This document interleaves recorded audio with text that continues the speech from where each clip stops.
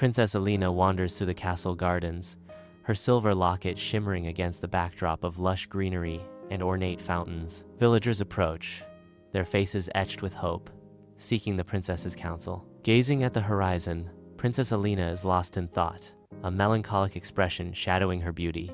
Under the starlit sky, Elina reaches the tranquil mirror lake, its surface a perfect reflection of the heavens. Clutching her mother's locket, Elina kneels, whispering, "Mother, I miss you." A tear falls, and the lake responds with a shimmer, parting to reveal a crystal staircase descending into the depths. As Elina descends into the hidden chamber, her footsteps break the silence, each echo a haunting reminder of solitude. In a vision, the queen appears, cradling a baby Elina, her smile radiant with love. "My daughter, this locket holds not gold, but love.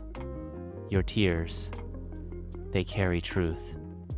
Elina's heart finds solace in her mother's eternal words.